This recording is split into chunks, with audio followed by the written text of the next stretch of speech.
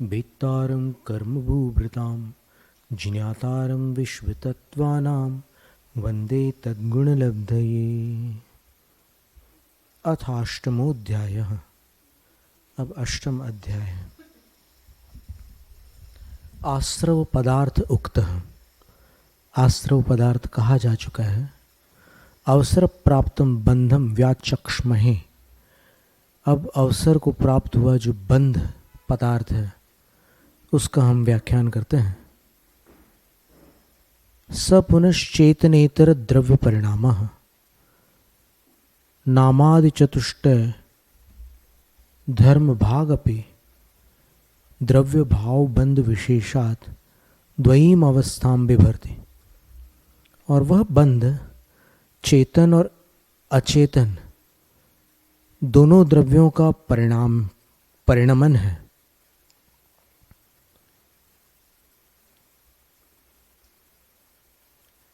वह नाम आदि चतुष्टय धर्म को प्राप्त होता हुआ भी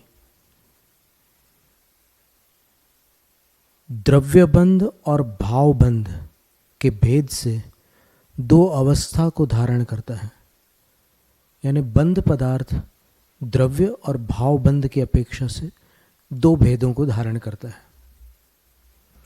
तत्र जतु काष्ठ रज्जु निगलादि लक्षणं द्रव्य बंधम बहु प्रकारम हित्वा प्रकरण सामर्थ्यात भाव बंधम ब्रूमः। अब इसमें जो एक लकड़ी का दूसरी लकड़ी से जोड़ बनाकर एक किसी फर्नीचर का आकार दे दिया जाता है तो उसमें अनेक लकड़ियों का बंधन होता है।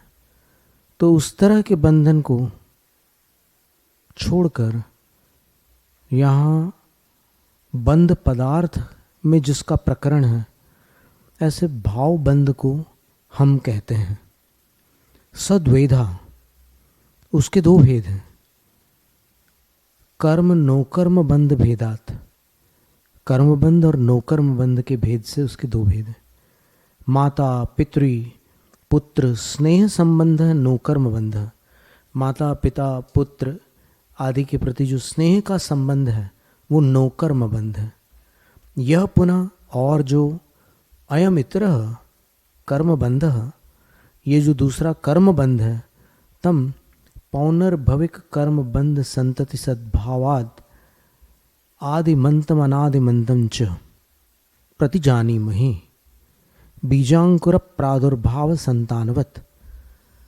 ये जो कर्म बंध है वह बार बार होता रहता है, इसलिए एक श्रृंखला जैसी चलती रहती उसकी।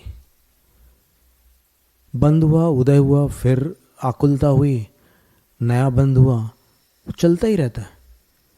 तो उस अपेक्षा से वह जहाँ से बंधता है वहाँ से तो वो सादी कहलाता है, लेकिन चूंकि अनादि से चला आ रहा है इसलिए वो बंध अनादि बंध भी है।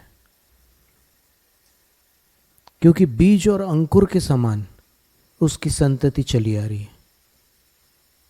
अंकुर होगा, वृक्ष बनेगा, फिर उसमें फल लगेंगे, बीज आएगा, फिर बीज उगेगा, अंकुर होगा, वृक्ष बनेगा, फिर उसमें फल लगेंगे, बीज आएंगे। तो ये क्रम चलता रहता है। पक्षी और अंडे के समान अथवा बीज और वृक्ष के समान। जिस समय आकुलता हुई उस समय जो नवीन बंध हुआ वो सादी, और जो उसकी श्रृंखला चली आ रही है वो अनादि। आहा आस्तान तावद व्याख्यानम इदमेव तावद अग्रे वक्तव्यम क इमे बंध हेतवो यैरयम बंध प्रवर्तत इति। अब ठीक है, ये सारी चर्चा तो आप रहने दीजिए। आप यहाँ पर इतना ही बता दीजिए कि ये कौन से बंध के कारण हैं जिनसे यह बंध प्रवृत्त होता है, अर्थात बंध की प्रक्रिया क्या है। इतरथा ही बंध पदार्थ प्रक्लिप्त तये पुनस्तद्धेतवः प्रणेतव्या स्युः।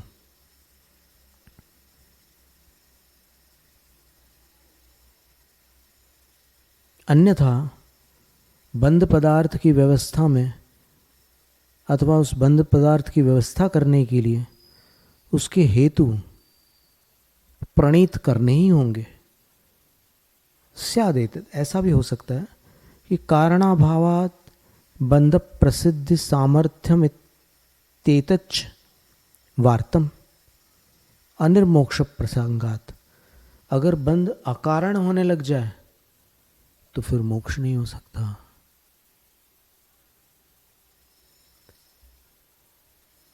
बंध किसी कारण से होता है तो उस कारण को रोकने से मोक्ष हो सकता है।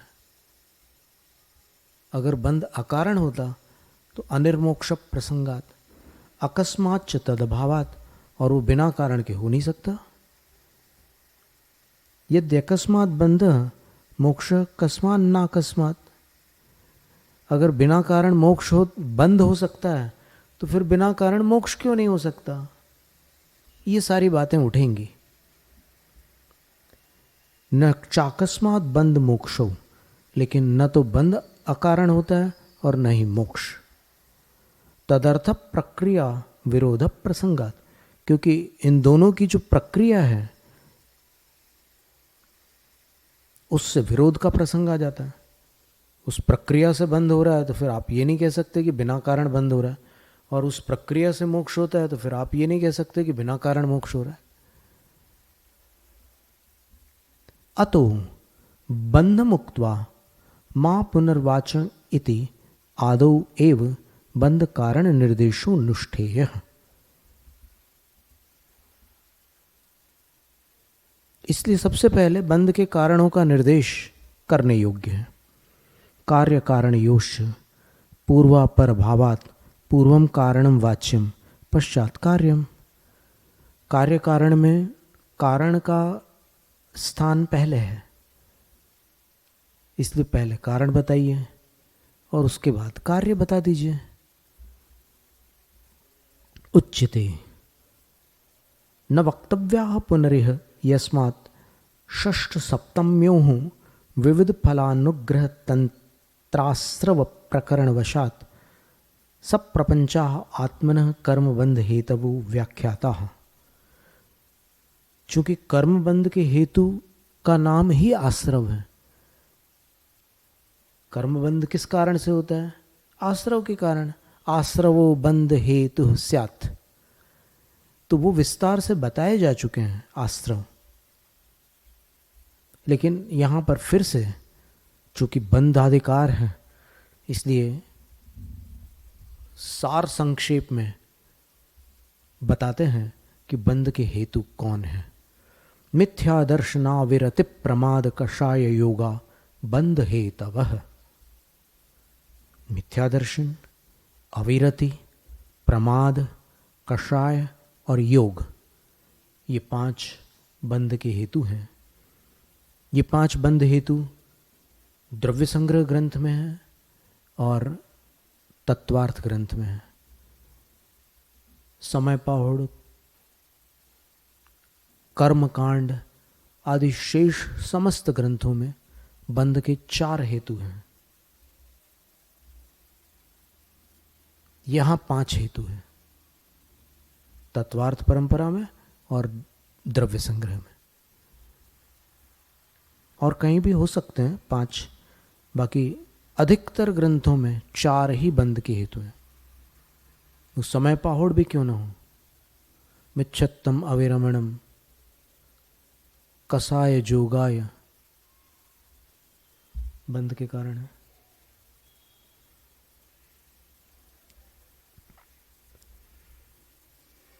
मिथ्या दर्शनम क्रियासु अंतर्भूतम। मिथ्या दर्शन जो है वो 25 क्रियाओं में अंतर्भूत है। विरति प्रतिपक्ष भूताप्य विरति, और विरति जो 7वें अध्याय में बताई गई थी उससे विपक्षी अविरति है।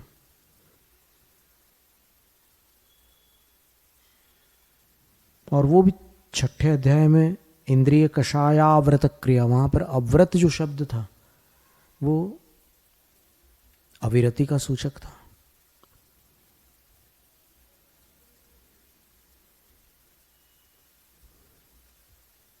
प्रमाद आज्ञा व्यापादना नाकांक्ष क्रियोरंतर्भाव प्रमादस्य। प्रमाद का अंतर्भाव 25 क्रियाओं में से आज्ञा व्यापादन और अनाकांक्ष क्रिया में हो जाता है। सच प्रमाद, और वह प्रमाद कुशलेश्वनादर मनसो प्रणिधानम। कुशल प्रवृत्तियों में, शुभ कार्यों में अरुचि होना प्रमाद है। अनादर होना प्रमाद है। लापरवाही होना, असावधानी होना प्रमाद है। मनसो प्रणिधानम, मन नहीं लगना प्रमाद है। कषाया क्रोधादय प्रोक्ता, कषाएं जो है वो क्रोध आदिक है, बताई जा चुकी हैं। क्व कहाँ बताई कषाय?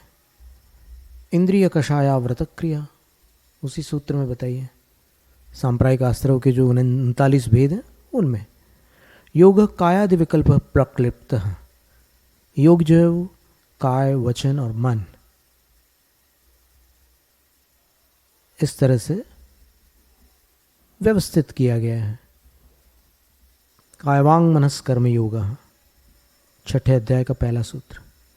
मिथ्या दर्शन द्वेधा, अब मिथ्या दर्शन को थोड़ा समझा लें। उसके 2 भेद हैं। नैसर्गिक परोपदेश निमित्त भेदात।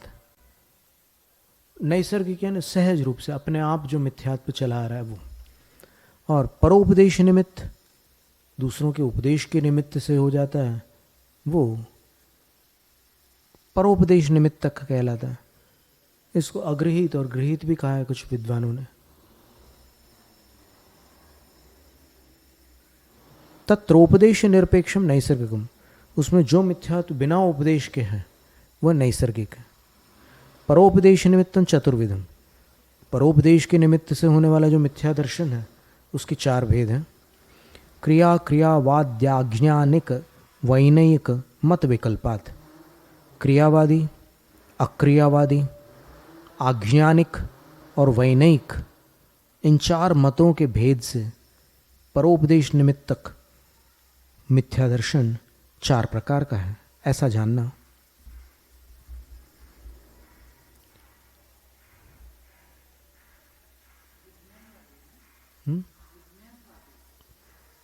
अज्ञानवादी लिखा।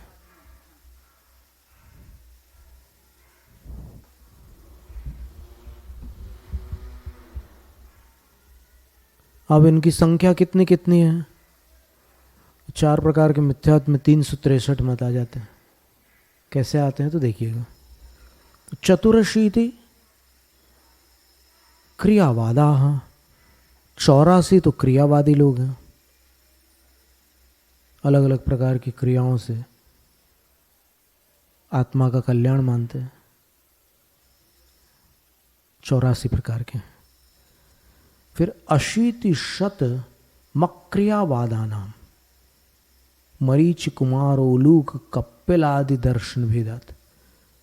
मरीचि कुमार, मरीचि का मत, कुमार का मत, उलूक का मत, कपिल आदि के दर्शन के भेद से भी ये अक्रियावादी हैं।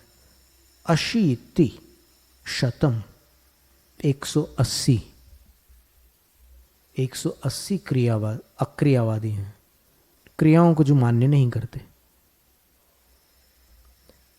आज्ञानिक वादाः 67 संख्या। आज्ञानिकवादी जो है, जो ज्ञान का विरोध करते हैं, वो 67 यानी 67 भेद वाले हैं।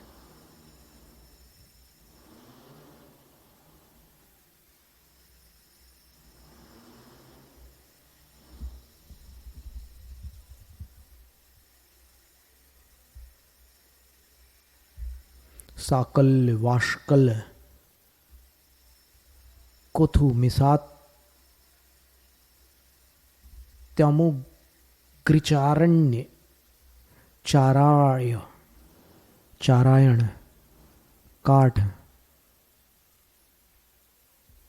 माध्यन्दी, नीमौद, पैप्पलाद, बादरायण, ये सारे नाम दिए उनके।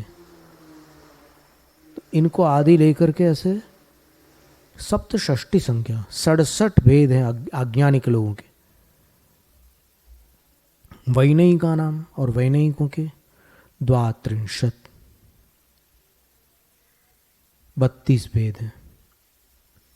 वशिष्ठ पाराशरादि मार्ग भेदात, वशिष्ठ का मार्ग है, पाराशरादिक का मार्ग है, इनके भेद से 32 भेद हैं। तो ये तो मिथ्योपदेश भेदा, ये सारे जो है वो मिथ्योपदेश के भेद हैं। 360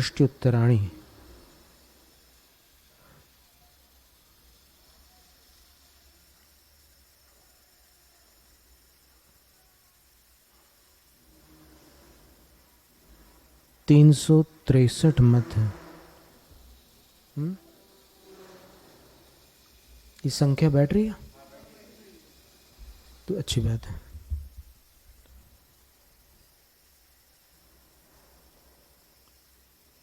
अब यहाँ कोई प्रश्नकर्ता कहता है कि भाई इन सब के शास्त्रों में भी जो बात आई है उसके अनुसार ये सब अपनी चर्या अधिक करते हैं, तो फिर शास्त्रानुसार चर्या करने के कारण उनको आप आज्ञानिक उनमें कैसे सम्मिलित कर सकते हैं? बाकी 3 को रख लो आप, लेकिन आज्ञानिक जो है वो भी तो शास्त्र पूर्वक प्रवृत्ति कर रहा है। उच्यते प्राणिवध धर्म साधनाभिप्रायात, प्राणियों की हिंसा में धर्म है या धर्म की साधना हो सकती है, इस अभिप्राय के कारण वो आज्ञानिक है। नहि प्राणिवधः पाप हेतुर्धर्म साधनत्वम आपत्तुम अर्हति। प्राणिवध जो पाप का कारण है वह धर्म का साधन नहीं हो सकता।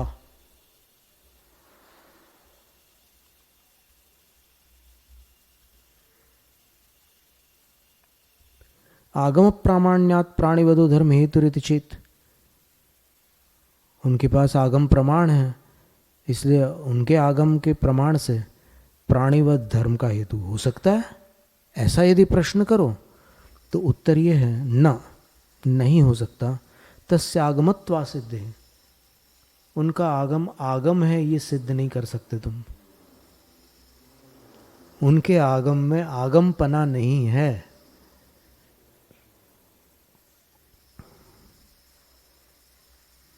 हिंसा विधायी वचन वचः आगमो भवितुम न अर्हति। हिंसा कराने वाले वचन आगम होने योग्य नहीं हो सकते। दस्युजन वचनवत, जिस प्रकार दस्युजन यानी चोर लोगों के जो वचन होते हैं वो कभी भी प्रामाणिक नहीं हो सकते। अनवस्थानात्, इस तरह से बड़े विस्तार के साथ आचार्य अक्लंक देव ने इसका मिथ्यात्व का वर्णन किया है। फिर 5 प्रकार के मिथ्यात्व का भी वर्णन है।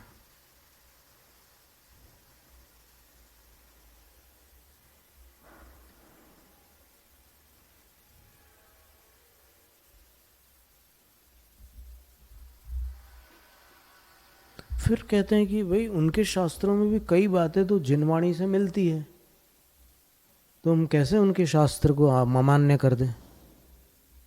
तो फिर उसमें द्वात्रिंशतिका में सिद्धसेन दिवाकर जी का जो काव्य है उसको उद्धृत करते हुए आचार्य अक्लंक देव लिखते हैं, सुनिश्चितन्न परतंत्र युक्त स्फुरन्ति यः काश्चन सूक्त संपदः तवैव ताः पूर्व महार्णवोत्थिता जगत प्रमाणं जिन वाक्य वपुरुषः। निश्चित रूप से अन्य मत की कुछ युक्तियों में सूक्तियों की कुछ संपदा प्रकाशमान होती है, तो जो उनके मत के ग्रंथों में सूक्तियां मिल रही है, जगत प्रमाणम, उस संपूर्ण जगत के लिए प्रामाणिक है। तो ये कैसे हो गया है, ये कैसे शक्य है? संपूर्ण जगत के लिए प्रामाणिक तो भगवान के ही वचन हो सकते हैं, तो उनके शास्त्रों के वचन कैसे जगत प्रमाण हो रहे हैं?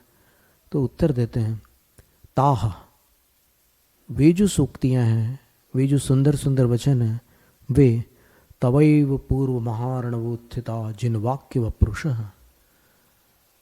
आपके ही द्वादशांग चतुर्दश पूर्व 14 पूर्व रूपी सागर से उछटे हुए अमृत के कण हैं, जो इस काल के प्रभाव से उनके शास्त्रों में भी जाकर के गिरे हुए हैं। तो इसलिए वो जगत प्रमाण है। ऐसा नहीं कि उनके वचन है इसलिए जगत प्रमाण है, आपके वचन है इसलिए जगत प्रमाण है।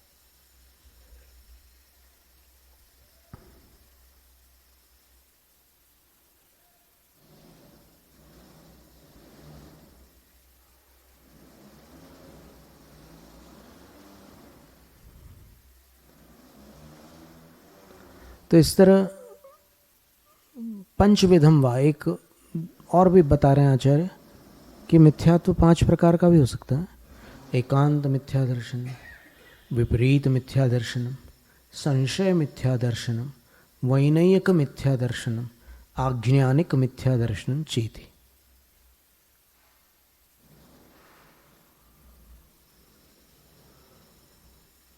एकांत मिथ्या दर्शन, एकांत से किसी एक पक्ष को मान रहे हैं और दूसरे पक्ष को नकार रहे हैं। विपरीत मिथ्या दर्शन, जो सर्वथा विरुद्ध है आगम के, उस पर श्रद्धान कर रहे हैं, विपरीत मिथ्या दर्शन।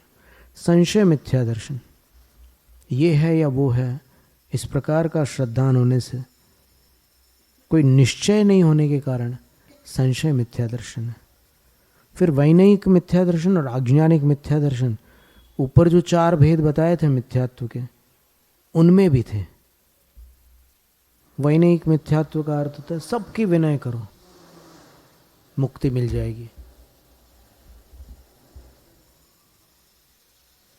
शुभ है अशुभ है, सज्जन है दुर्जन है, मनुष्य है पशु है, जड़ है चेतन है, सबकी विनय करो, मुक्ति मिल जाएगी। वैनयिक मिथ्या दर्शन।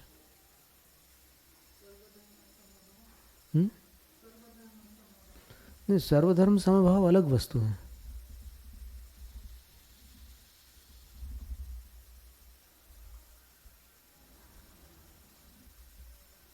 यहां पर सर्वधर्म की बात नहीं चल रही है। यहां पर जो वैनयिक मिथ्या दर्शन है उसमें सभी की विनय करने को बोल रहे हैं, तो उसमें धर्म भी आ जाते हैं और फिर धर्म से बाह्य जो कुछ है वो भी आ जाता है।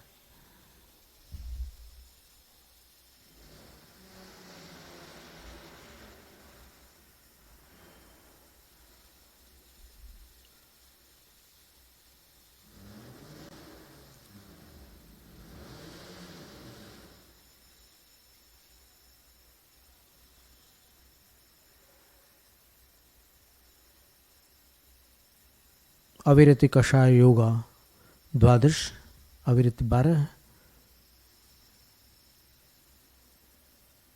कषाय 25, 25 है। योग 13 भेदा, आहारक का योग आहारक मिश्र योगियो हो प्रमत्त संयते संभवात 15 भवंती। फिर अगर मुनियों वाले योग को भी ले लें तो आहारक द्विक दोनों आ जाएंगे तो 15 योग हो जाएंगे। प्रमादों अनेक विध, प्रमाद के अनेक भेद हैं। भाव प्रमाद, काय प्रमाद, विनय प्रमाद, ईर्यापथ प्रमाद, भैक्ष प्रमाद, शयनासन प्रमाद, प्रतिष्ठापन प्रमाद, वाक्य संबंधी प्रमाद। ये 8 प्रकार का जो संयम है, इसमें प्रमाद करना। फिर उत्तम क्षमा मार्दव आर्जव शौच सत्य, संयम तपस्यागा किंचन्य ब्रह्मचर्यादि विषयानुत्साह भेदाद अनेक विध प्रमादो विषय।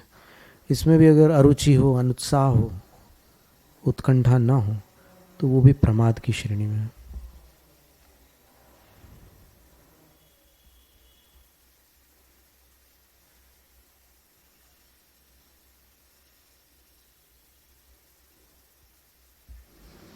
फिर एक प्रश्न है कि अविरति में ही प्रमाद को रख लेते हैं, तो आचार्य उत्तर देते हैं कि नहीं, विरत होने के बाद भी छठे गुण स्थान में प्रमाद पाया जाता है।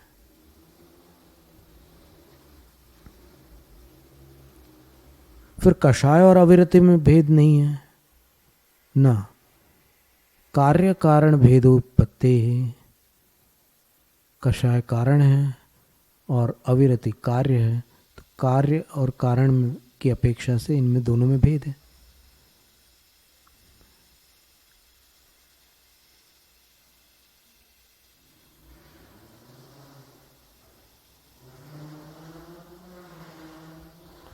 अब बंध बताते हैं क्या है। पहले बंध के कारण बता दिए, अब बंध क्या है वो बता देते हैं। सकषायत्वात् जीवः कर्मणो योग्यान पुद्गलानादत्ते सबंधः।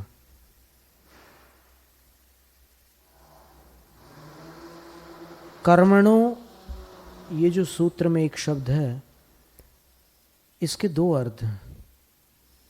इसको अगर पंचमी लेते हैं तो कर्म के कारण जीवस सकषायत्वात् जीवः, जीव कषाय सहित होने के कारण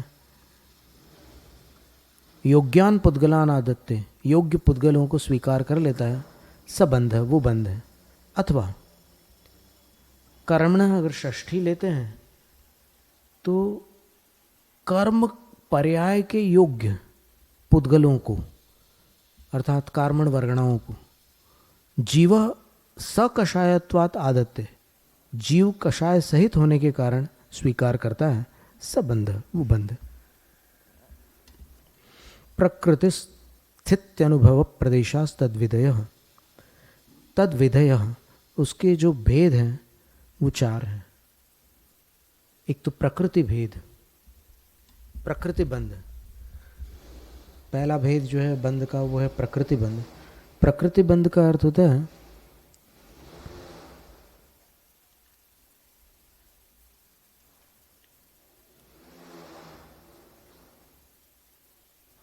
जैसे ज्ञानावरण कर्म है तो उसकी प्रकृति होगी ज्ञान पर आवरण डालना। अंतराय कर्म है, उसकी प्रकृति होगी अंतराय डालना, बाधा डालना। तो ये प्रकृति बंध कहलाता है। तो मूल प्रकृति और उत्तर प्रकृति में जो कर्म बंध होता है, विभाजित हो जाता है, उसको प्रकृति बंध कहते हैं। कर्मों के जितने भी नाम पढ़ते हैं वो प्रकृति बंध से होते हैं। फिर स्थिति बंध, स्थिति बंध का अर्थ होता है वो कर्म कब तक आत्मा के साथ बंध पर्याय में स्थित रहेगा, वो स्थिति बंध है, यानी उसकी कालावधि कितनी है। फिर अनुभव बंध का अर्थ होता है उसकी तीव्रता क्या है, यानी जो क्रोध उदय में आ रहा है वो सामान्य क्रोध है या विशेष क्रोध है, जो लोभ उदय में आ रहा है वो सामान्य है या फिर विशेष शक्तिशाली है। ये अनुभव बंध कहलाता है, इंटेंसिटी। फिर प्रदेश बंध, प्रदेश बंध का अर्थ होता है कितनी मात्रा में वो कर्म बंध रहा है, क्वांटिटी। प्रदेश यानी परमाणु, कितने परमाणु आते हैं तो एक समय प्रबद्ध आते हैं। तो अब प्रकृति बंध के कितने भेद हैं तो बताते हैं। आद्यो ज्ञान दर्शनावरण वेदनी मोहनी आयुर्नाम गोत्रांतरायाः। आद्यो प्रकृति बंध, पहला जो प्रकृति बंध है वह 8 प्रकार का है।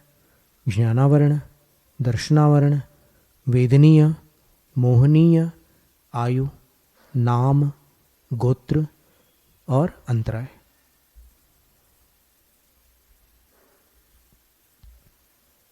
ये मूल प्रकृतियां हो गई। अब इन मूल प्रकृतियों के अंतर्भेद कितने हैं उसको बताते हुए आचार्य लिखते हैं, पंच नवद्व्यष्टाविंशति चतुर्द्विचत्वारिंशत् द्विभेद पंचभेदा यथाक्रमम्।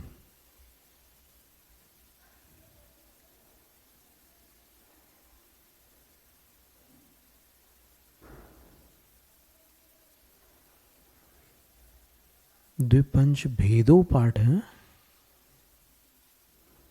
आपकी प्रति में, भेदो है सभी में, भेदा है।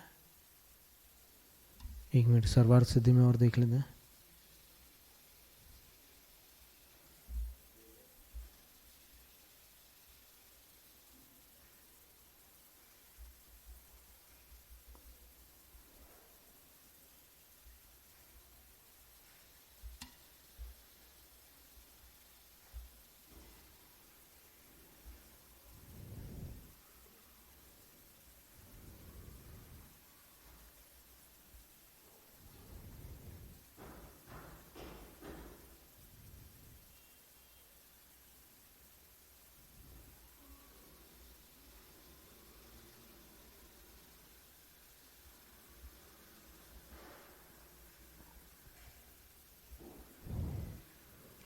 सर्वार्थ सिद्धि में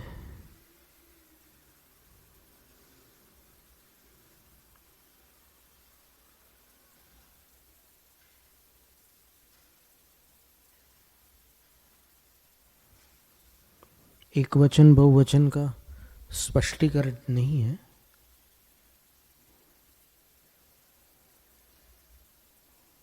गूढ़ रूप से हो भी सकता है लेकिन एकदम स्पष्ट रूप से नहीं दिख रहा। भेद शब्द पंचादिभिर यथाक्रम अभिसंबध्यते, भेद शब्द पंच आदिक संख्याओं के साथ क्रमशः संबंध को प्राप्त होता है। पंचभेदम हिनानावर्णीयम, नवभेदम दर्शनावर्णीयम, द्विभेदम वेदनीयम, अष्टाविंशति भेदम मोहनीयम, चतुर्भेदम आयु, द्विचत्वारिंशत् भेदम नाम, द्विभेदम गोत्रम, पंचभेदोन्तरायः इति।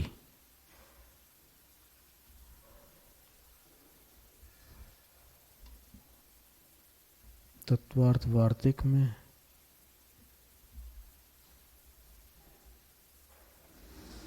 भेदो पाठ है। आपके पास तत्वार्थ वार्तिक है क्या? तो फिर उसमें तो वही पाठ रहेगा, लेकिन अपन और ग्रंथों में देखते हैं तो सब जगह भेदा पाठ मिलता है। भेदो है। अपन एक मिनट तत्वार्थ वृत्ति में और देख लेते हैं।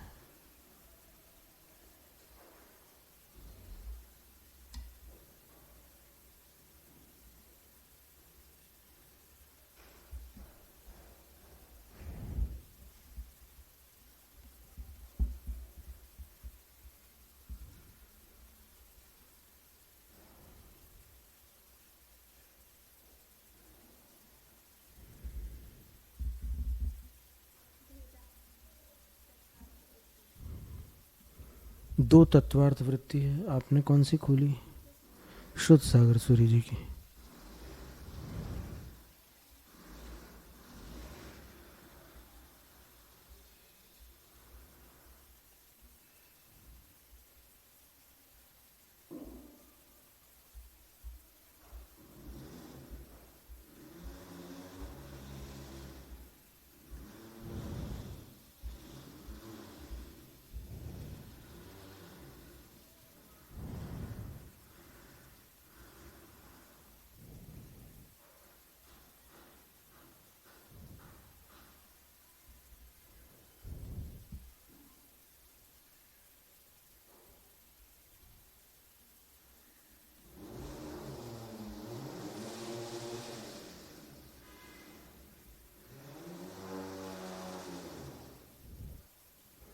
लेकिन तत्वार्थ वार्तिक में इस सूत्र के पहले वार्तिक में अपन पढ़ के देखें, ते भेदा यस्य स भवति पंच नवद्व्यष्टाविंशति चतुर्द्विचत्वारिंशत् द्विपंच भेदः। समास में भेद शब्द बन सकता है।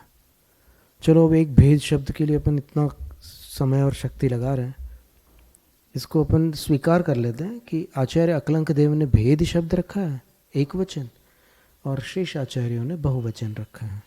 अभिप्राय वही रहेगा।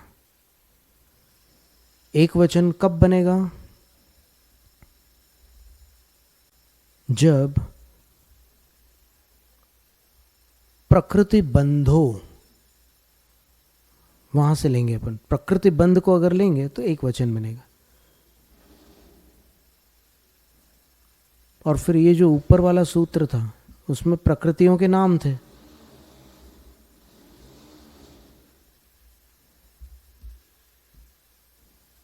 ठीक है, तो 5 भेद ज्ञानावरण के, 9 भेद दर्शनावरण के, 2 भेद वेदनीय के, 28 भेद मोहनीय के, 4 भेद आयु के, 42 भेद नाम कर्म के, 2 भेद गोत्र कर्म के और 5 भेद अंतराय कर्म के। कौन से भेद हैं? ज्ञानावरण के 5 भेद पहले बता रहे हैं। मति श्रुतावधि मनः पर्याय केवला नाम।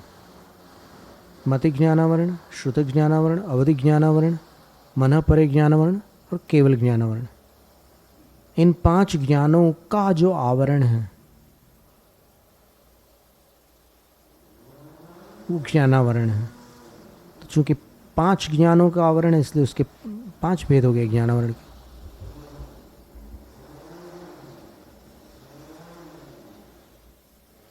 चक्षुर अचक्षुर अवधि केवला नाम। निद्रा निद्रा निद्रा, प्रचला प्रचला प्रचला, स्त्यान गृद्धयश्च।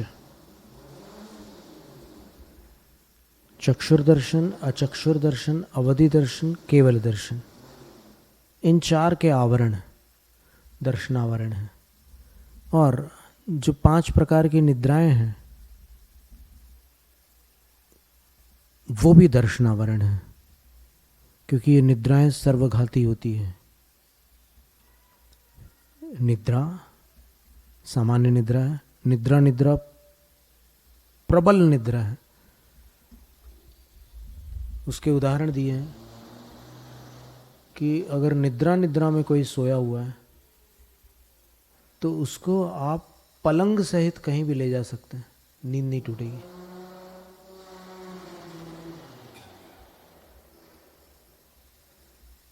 और खुर्राटों की आवाज निद्रा में आती है।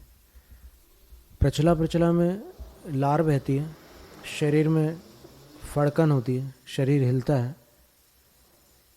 स्त्यान गृद्धि में दांत कटकटाते हैं और व्यक्ति नींद में बोलता है, चलता भी है और कुछ काम भी कर डालता है नींद में। सोमनैम्बुलिज्म बोलते हैं अंग्रेजी भाषा में।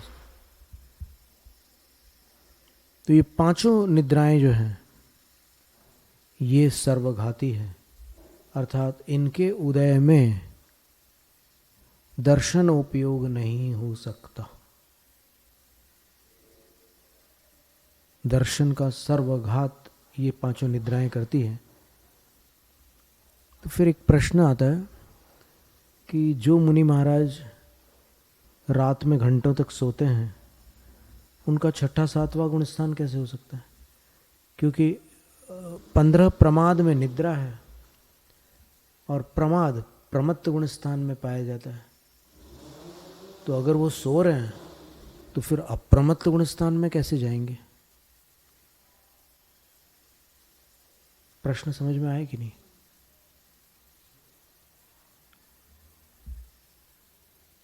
तो उसका समाधान ये है कि मुनियों की बात छोड़ दो, संसार के समस्त प्राणी केवलियों को छोड़कर सारे जीव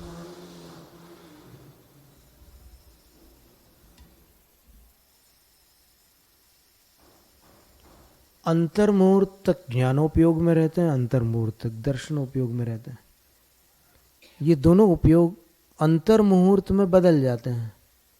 अभी दर्शनोपयोग अंतर्मुहूर्त चला, फिर ज्ञानोपयोग आ जाता है, फिर ज्ञानोपयोग अंतर्मुहूर्त चलता है, फिर दर्शनोपयोग आ जाता है। तो अगर दर्शनोपयोग आया है तो निद्राओं के उदय के साथ आ नहीं सकता। क्योंकि निद्राएं सर्वघाती है। तो इसका अर्थ ये हुआ कि वो अंतर मुहूर्त में निद्रा टूटती ही है, पता नहीं चलता। पड़े हुए हैं, उसमें कैसे पता चले कि नींद टूटी है कि नहीं टूटी। लोग नाटक करते हैं सोने का तो भी नहीं पता चलता है कि ये सही में सो रहे हैं कि नकली है। तो फिर यहां तो ये एक सार्वभौमिक सिद्धांत है ये कि मुनियों की तो बात ही छोड़ दो आप, संसार में कोई भी अंतर्मुहूर्त से ज्यादा सो नहीं सकता। पर वो जो निद्रा की संतति चलती है वो टूटती है, फिर दर्शनोपयोग होता है, फिर जैसे ज्ञानोपयोग का काल आता है फिर नींद लग जाती है। तो उसमें बाह्य प्रवृत्ति से पकड़ में नहीं आती वो बात, लेकिन सिद्धांततः इस प्रकार वो प्रमाणित होती है कि अगर कई घंटों तक निद्रा को मान लिया जाए तो फिर उतने काल तक दर्शनोपयोग का अभाव सिद्ध होगा। और चूंकि ज्ञानोपयोग का काल इतने घंटे नहीं है, अंतर्मुहूर्त है, और दर्शनोपयोग का काल भी उतने घंटों का नहीं है। कोई घंटों तक जाग रहा है तो इसका मतलब ये थोड़ी है कि जागते समय दर्शनोपयोग ही चल रहा है। नहीं, निद्रा के समय दर्शनोपयोग नहीं होगा ये तो नियम बनता है, लेकिन जागृति के समय दर्शनोपयोग हो भी सकता है, न भी हो, अनिवार्य नहीं। ज्ञानोपयोग के साथ भी जागृति हो सकती है। तो इस तरह उस शंका का समाधान तो अनायास हो जाता है कि मुनि महाराज अगर इतने घंटे तक सो रहे तो वो काय के मुनि हैं, हम उनको नमोस्तु नहीं करेंगे। एक बहुत प्रचलन में आ गया एक वाक्य, अगर वो मुनि ऐसा कर रहे हैं तो हम उनको नमोस्तु नहीं करेंगे। हम बहुत बलवान चीज हो गई है। तो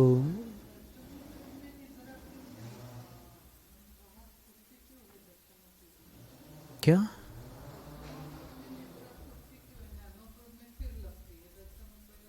नहीं, ज्ञानोपयोग में फिर लगे ऐसा जरूरी नहीं है।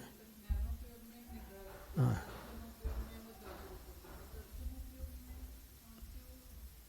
क्या निद्रा सर्वघाती है, सर्वघाती होने से दर्शन उपयोग नहीं होने देगी, वो दर्शन उपयोग का सर्वघात करेगी वो।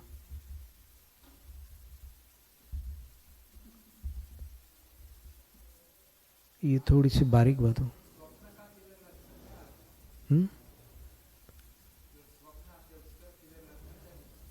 स्वप्न जो है निद्रा कर्म के उदय में आते हैं, डीप स्लीप में नहीं आते सपने, REM स्लीप में आते हैं। साइंस के अनुसार REM स्लीप का अर्थ होता है रैपिड आई मूवमेंट स्लीप। सो रहे लेकिन आंखें ऐसे ऐसे हिल रही तेजी से, तो तब समझ लेना कि वो सपना देख रहा है। आंख हिल रही है इसका मतलब वो सोने वाला व्यक्ति सपना देख रहा है।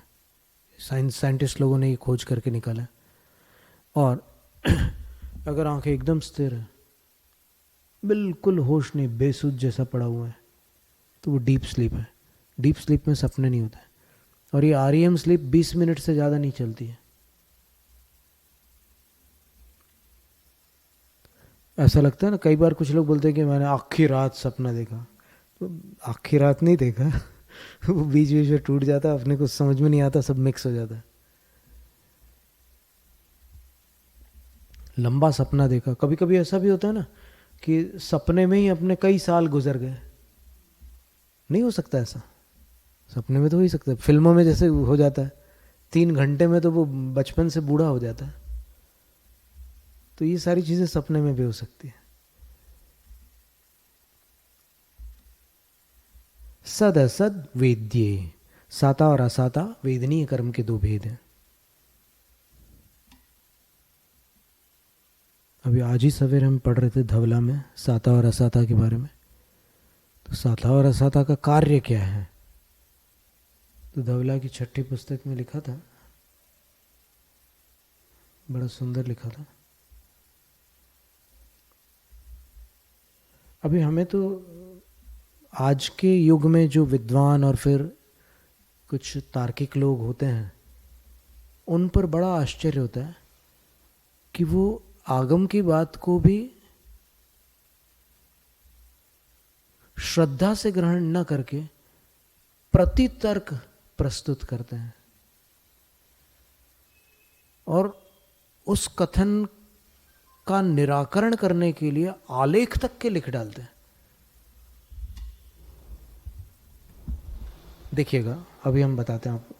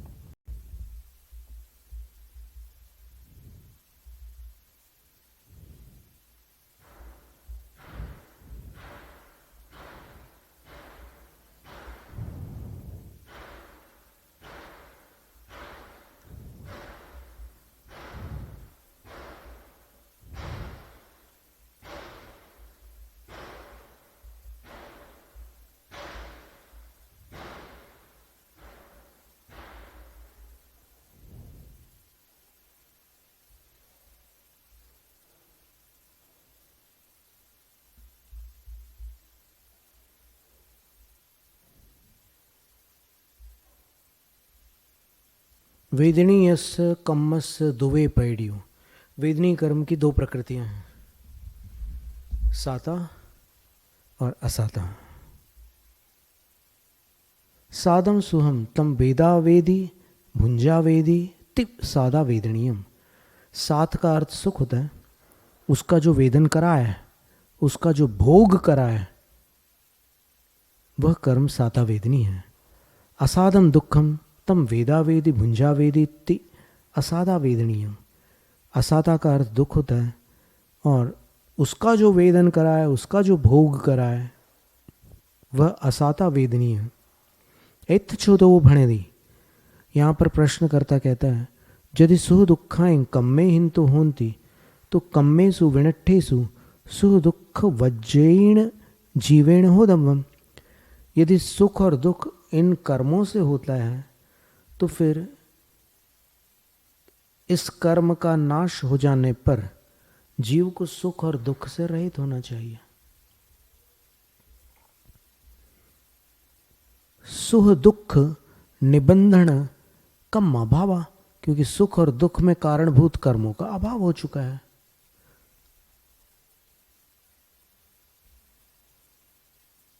सुख दुख विवज्यो चेव होदित्य चे न। और यदि ये कहो कि नहीं, मोक्ष में जीव सुख दुख से रहित ही होता है, तो ऐसा भी नहीं बनता। क्यों? क्योंकि जीव दव्वस निस्सहावत्तादो अभाव प्रसंगा। जीव द्रव्य अगर सुख से रहित होगा तो फिर उसके स्वभाव का अभाव हो जाएगा, और स्वभाव के अभाव के होने पर उसके अस्तित्व का अभाव हो जाएगा। अजयी दुखमेव कम जणियम, तो सादा वेदनीय कम्मा भावो हुज तस् फलाभावादोत्ति। अब यदि ये कहो कि नहीं दुख कर्म जनित है लेकिन सुख जीव का स्वभाव है, तो वो कर्म जनित नहीं है। ऐसा अगर कहते हो तो फिर सातवां वेदनीय कर्म का अभाव हो जाएगा, क्योंकि उसके फल का अभाव हो गया। इतना प्रश्न है। तो अब एत्थ परिहारो उच्यते, यहां पर इसका परिहार अर्थात समाधान कहा जाता है। तंजा वो इस प्रकार है, जम किंपि दुखम नाम तम असादा वेदनी यादो होदी तस् जीव सर्वत्ता भावा। जितना कुछ भी दुख नाम का कोई भी तत्व है, दुख नाम की जो कोई भी वस्तु है, वो सब असाता वेदनीय से होती है, और वह दुख जीव स्वरूप नहीं है। उस दुख के पास जीव स्वरूप का अभाव है। भावे वा क्षीण कम्माणम पे दुखेण होदव्यम।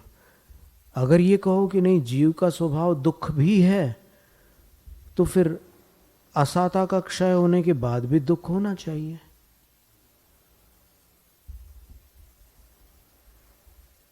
नाण दंसनाणमेव कम विनाशे विनाशा भावा।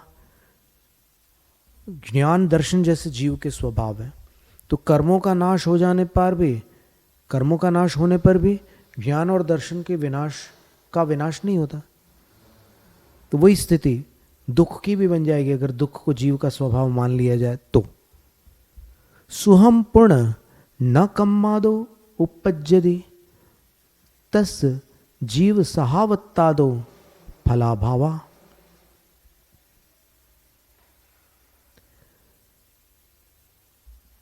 और जो सुख होता है वह कर्म से उत्पन्न नहीं हो सकता, क्योंकि वह जीव का स्वभाव है, और स्वभाव जो होता है वो कर्म का फल नहीं हो सकता।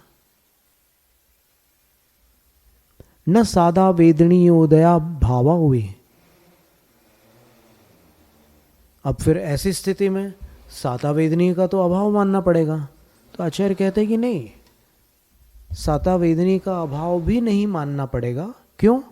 क्योंकि दुखोव सम हेउ सुदव्य संपादने तस् वावाराधो। दुखों को शांत करने में हेतुभूत पदार्थों को लाने का काम साता का है।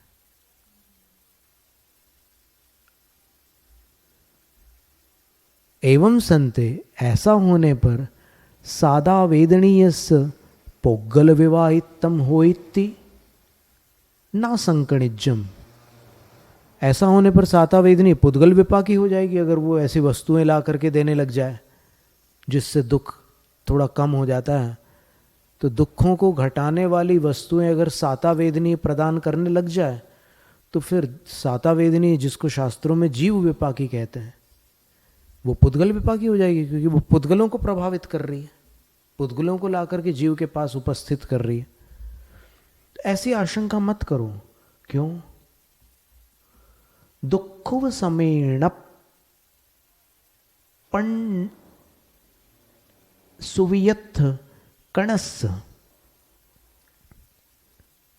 दुखुव समेण पण सुवियथ कणस् दुखा विना भाविस्सु उव्यारेणेव लद्द सुसन्नस्य जीवादो अपुतभूतस्य हेतुत्तणेन सुत्तेतस्य जीव विवाहित सुहेतुत्ताणमुपदेशादो।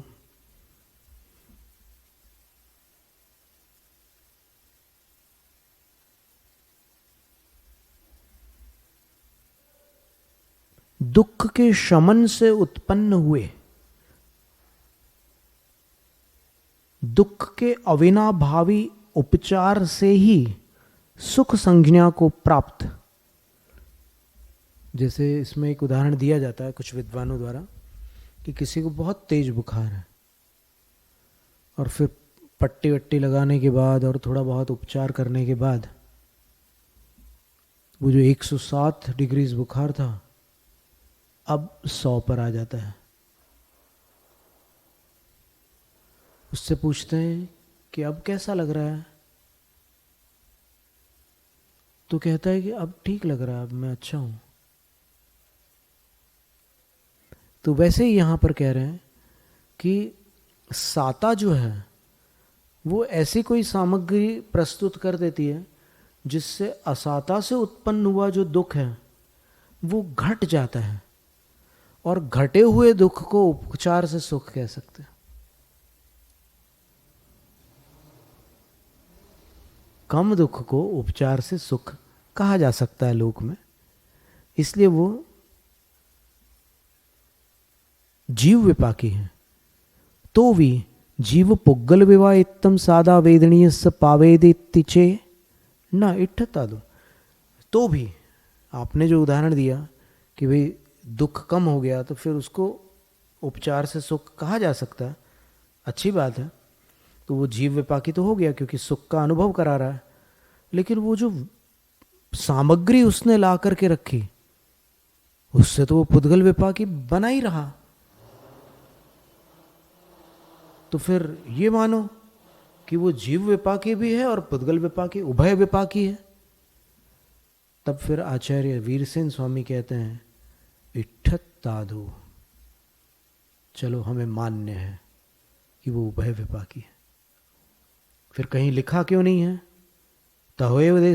तहोवेसो नथित्तिचे न, उस प्रकार का उपदेश कहीं देखने को मिलता नहीं, न कम्मपैडी ग्रंथ में, न कर्मकांड ग्रंथ में, न तत्वार्थ के ग्रंथों में, कहीं भी ऐसा नहीं मिलता।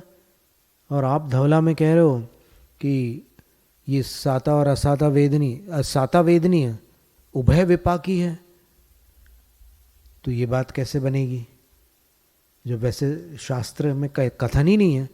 तो फिर आप ये कैसे कह सकते हो? तो आचार्य महाराज बहुत ही सुंदर उत्तर देते हैं।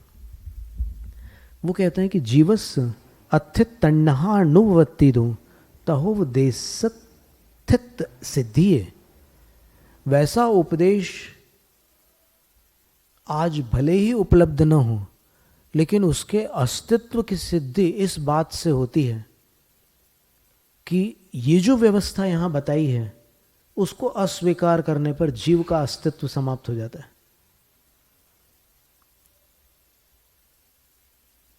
यानी अगर किसी पुद्गल से जीव के दुख का शमन न होता तो फिर दुख भोग भोग करके मर जाता वो, लेकिन नहीं। असाता और साता अमावस्या और पूर्णिमा के समान आते हैं। वो अंधकार का समय होता है और ये प्रकाश का समय होता है, और इससे अस्तित्व बना रहता है जीव का। इसलिए वैसा उपदेश है कहीं ना कहीं, यहां भले ना हो अपने पास, लेकिन वैसा उपदेश कहीं ना कहीं है, क्योंकि कभी भी जिनेंद्र भगवान का उपदेश ऐसा नहीं हो सकता जिससे जीव का अस्तित्व ही संकटग्रस्त हो जाए। नच सुह दुख हेउ दव्य संपादयन मन्नम कम मथे ति अणुवलंभादो। जीव को सुख और दुख